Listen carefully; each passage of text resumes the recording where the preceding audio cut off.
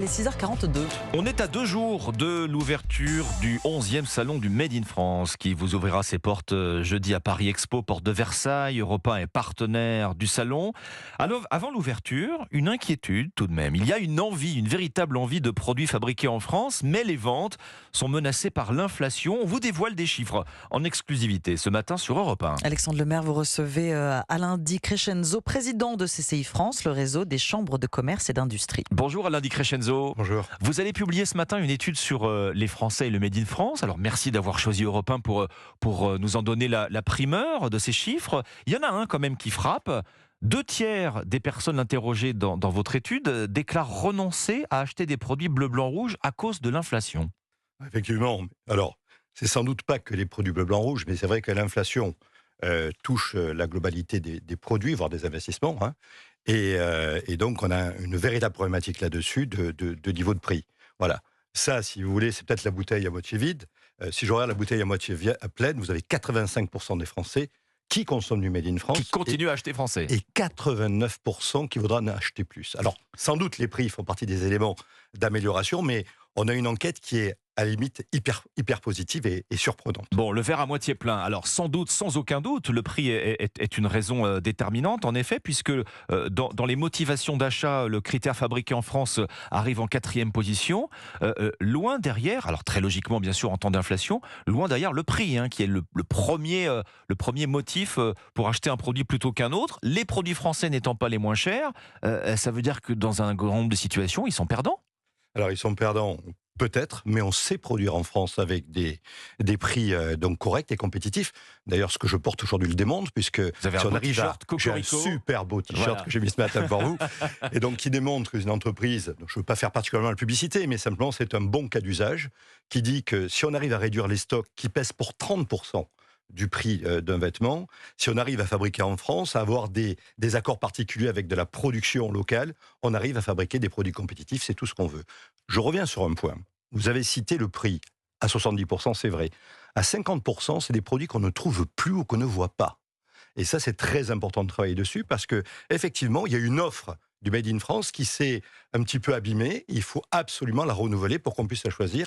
Et le dernier point, peut-être, c'est la compréhension de ce qu'est le Made in France. Mais pourquoi abîmer ? Parce qu'au fil des années, donc les producteurs ont arrêté de produire. Et ce qu'il faut aujourd'hui, bien sûr, c'est relancer une production Made in France, pour autant qu'il y ait de la consommation, d'où le salon du Made in France que l'on fait aujourd'hui. Problème de visibilité, c'est effectivement ce que souligne votre étude, puisque plus de la moitié des Français jugent les produits Made in France pas assez mis en valeur en grande surface en particulier. On n'a quand même pas honte, on ne va pas se cacher de produire français, bien au contraire. Comment se fait-il qu'ils soient aussi peu visibles aujourd'hui ? Écoutez, si c'est un argument de vente. Déjà, il y en a moins que de produits étrangers, et deuxièmement, sans doute, c'est le réflexe qu'on doit avoir. Vous savez, il y a beaucoup de choses qu'on pourrait faire et qu'on ne fait pas. Et donc, parmi les éléments sur lesquels je voudrais sensibiliser justement la distribution ou les vendeurs de produits, c'est mettez-nous les produits français en tête de gondole. Voilà. Et je pense que ça fera partie des éléments qui vont faciliter les ventes, bien sûr. Alors, il y a cette envie d'acheter français. 9 Français sur 10 aimeraient acheter davantage français. Il y a cette conscience, cette conscience d'achat, le sens d'acheter français plutôt que des produits importés. Mais quand le budget est serré, que chaque euro compte, là, le patriotisme économique recule. On va au prix le plus serré, et tant pis si c'est importé. C'est ça la réalité aussi. La réalité, c'est ça aussi, mais on nous dit aussi que les Français sont prêts à faire des efforts. Alors évidemment, c'est quoi ? Quel est le prix de l'effort ? Parce qu'on veut faire vivre nos producteurs locaux, parce qu'on veut faire vivre notre pays, et parce que derrière le Made in France, quelque chose qu'on oublie souvent, c'est la qualité. Voilà. Et c'est pour ça que vous avez cette relance importante du Made in France, que l'on voit et que l'on pousse et qu'on accompagne, avec encore une fois 89% des Français qui disent « j'en veux plus ». Donc on paye plus cher, mais ça dure plus longtemps. Voilà. Alors on paye plus cher, ça dure plus longtemps, et en plus on pourrait réparer plus facilement les produits français. Donc la durabilité, c'est un argument aussi sur lequel vous pouvez vous peser justement face à la concurrence chinoise, par exemple, pour ne citer qu'elle. Je vous donne un autre chiffre parce que j'adore les chiffres. 53% des Français ont envie de consommer autrement. Dans le consommer autrement, ça veut dire la durabilité, que ça dure, ça donne du sens. Tourner le dos à la fast fashion ? Tourner le dos à la fast fashion et surtout se mettre front, si vous voulez, à la réparation. Et là-dessus, la France est en avance sur les autres pays. N'oubliez pas que nous avons créé le Conseil national pour la réparation, que nous avons des primes à la réparation et qu'il y a une volonté de réparer nos produits.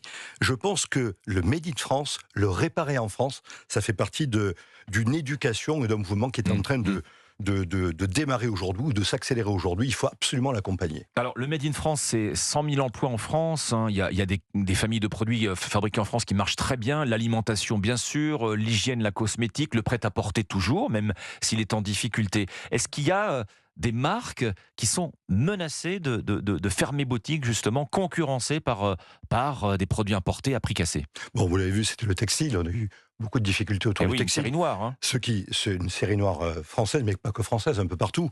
Mais aujourd'hui, je dirais que c'est vraiment l'inflation qui nous percute et puis directement, c'est le pouvoir d'achat des Français, quoi. Ça veut dire que si vous avez de l'inflation et que le pouvoir d'achat suit, bon, tout ça, ça se compense. Quand vous avez un décalage, il est évident que les produits de moins de nécessité ou les plus chers sont les plus touchés. Faire un effort sur les prix, c'est encore possible ou vous êtes vraiment au max? Non, bien sûr que c'est possible. Mais il faut consommer. Il y a deux éléments. Vous avez l'amélioration de la supply chain, on va dire, de tout l'outillage de production qu'on peut avoir pour produire un produit, et puis vous avez la volumétrie. Et on oublie la volumétrie. C'est vrai qu'on n'est pas le plus grand pays du monde, mais simplement si 5% de Français consommaient plus de Made in France, ça changerait la volumétrie et ça arrangerait beaucoup de choses. La preuve en est, encore une fois, c'est le t-shirt que je porte aujourd'hui. On arrive à produire chez nous. Et puis moi, dans mon entreprise, qui n'a rien à voir avec le textile, qui faisait des softwares, on a démontré qu'on pouvait faire des gains de production dans notre pays. Votre t-shirt French Touch, merci. Tout le monde le veut, tout le monde le veut. Pour venir sur Europe 1, Cocorico, qui sera visible au salon du Made in France. Je l'aurai en permanence. Voilà, qui ouvre après-demain, le salon du Made in France, donc plus de 1000 exposants, le savoir-faire français à partir de jeudi, donc après-demain, à Paris Expo, porte de Versailles. 100 000 visiteurs. 100 000 visiteurs attendus. Merci. Merci.